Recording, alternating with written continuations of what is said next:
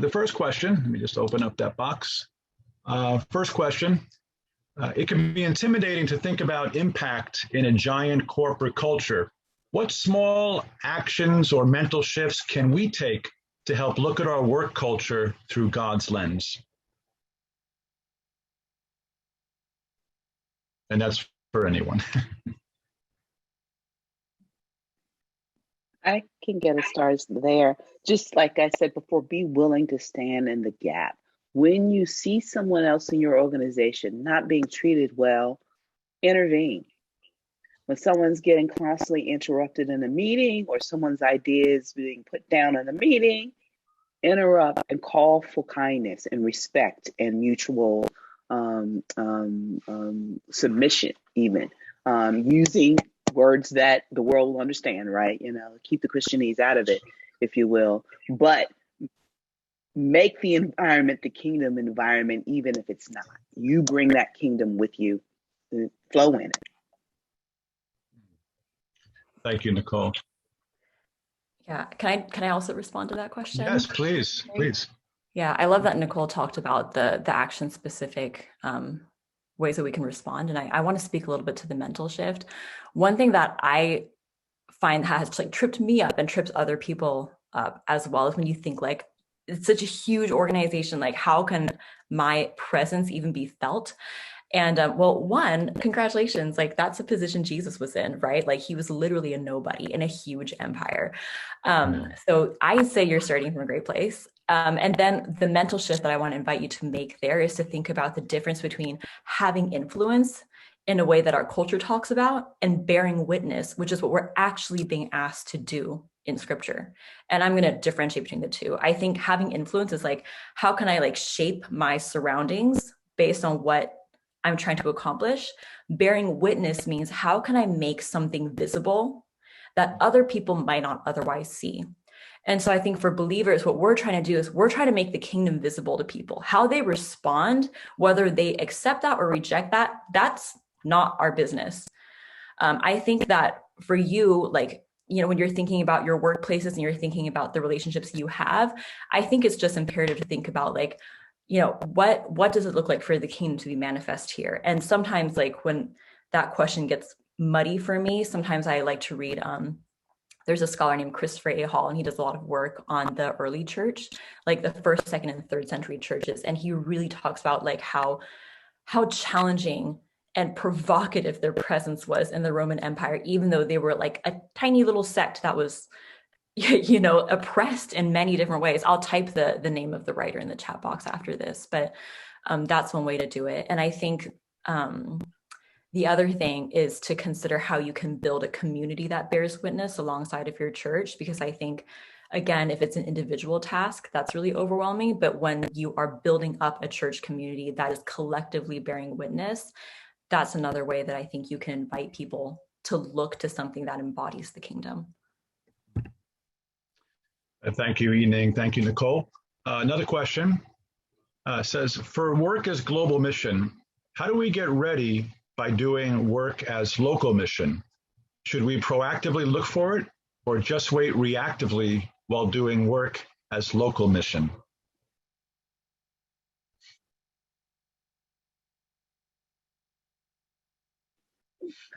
Local, I like the term glocal.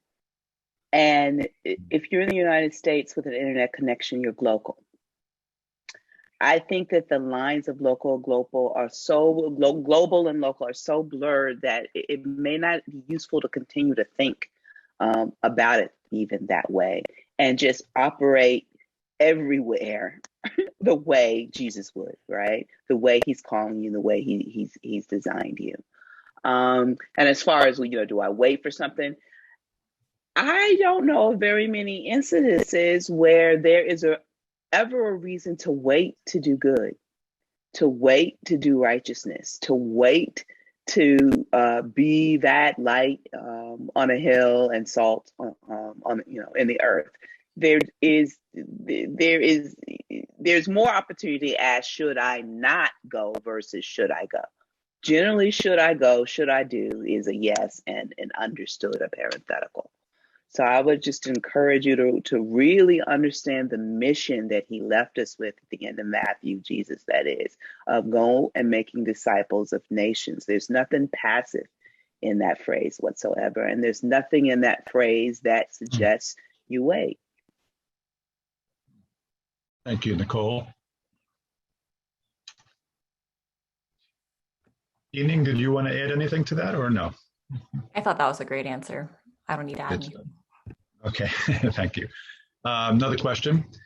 Can you please give advice that can help a Christian employee integrate faith at the workplace, wherein anything related to religiosity is viewed as divisive rather than transformative?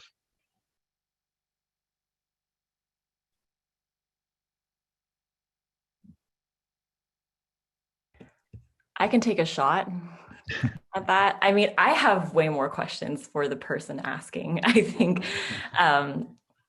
But based on that question itself, a few things come to mind for me. One thing that comes to mind is like where you're based out of. Like one thing that I think about is how in America, yes, there is a lot of resistance to to Christians in the workplace, but that's also happening in a context where Christianity has been like very exposed to many parts of our culture. And what people are reacting to is a terrible witness that has come from the church. And I think the first thing that I would say for everybody, regardless of where you are, is that you are not the victim, and it's destructive to your cause to think of yourself as the victim. I think that for Christians, we just need to settle it that, we're good. Like we know what's up. Like we have Jesus, like we have access to like healing and wholeness and like a place with him and a place with the body. So we're good. But then when it comes to people who are attacking us or slandering us or ostracizing us from the workplace, I think our job is not to approach them as people who owe us something, to like owe us recognition or owe us a positive response, but to see like, where does healing need to happen? Maybe they've been preached a gospel that has been destructive or like repulsive to them. And how can we correct in terms of how we're representing Jesus, and how can we clarify the image of Christ to them? That's like the first thing that comes to mind for me.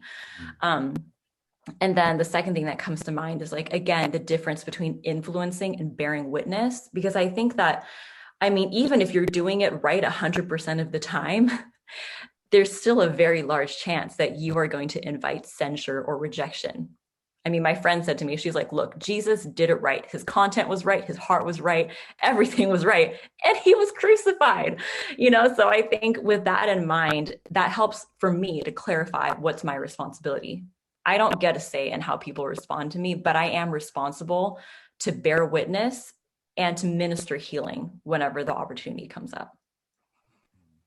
Thank you, Yining. Nicole, did you want to add something?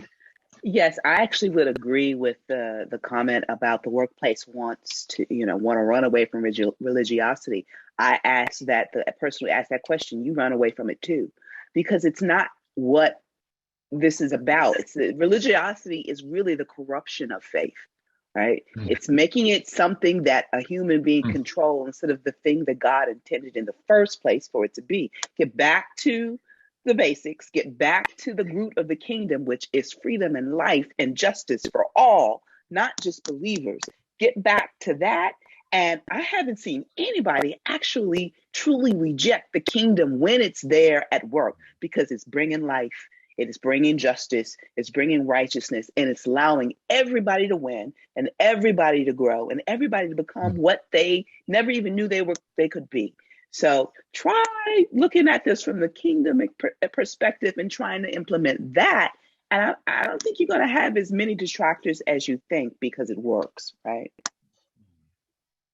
Thank you. It solves the problem. The detractions come because the problem that you're trying to solve, someone doesn't want that solved, right? Because it gives them some power or some value, what have you. When you're actually truly solving a problem, you get very few detractors in there that needs to be solved, that is. Thank you, ladies. There's one final question. This one is from Tiffany. It says, how can we help shape a positive culture in our organization when we're serving from the bottom of it?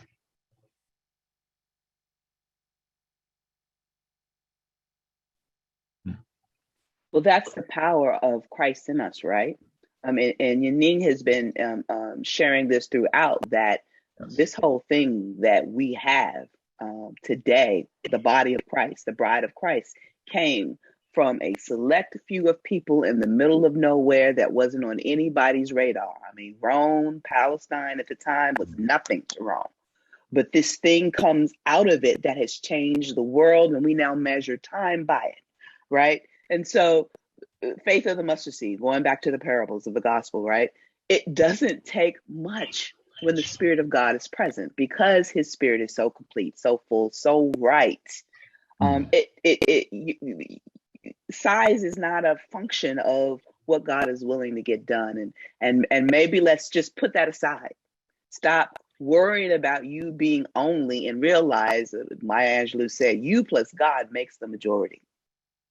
Right? You and God are the majority, and maybe put that thinking on as you seek to be the best you in your workplace that God created you to be. Thank you, Nicole. Well, I want to thank our panelists for all that they shared today. It was so encouraging. We do appreciate it very much. Thank you for interacting with the questions. We have another panel coming up, so I will close our time in prayer, and then we'll say goodbye to one another. Can we bow our heads and our hearts together as we pray? Father, we thank you for this session. Father, we thank you for all that was shared. And now we invite the Holy Spirit to take the things that were shared that are uniquely relevant to each one of us, where you've planted us, and help us to exercise wisdom in putting those things into practice.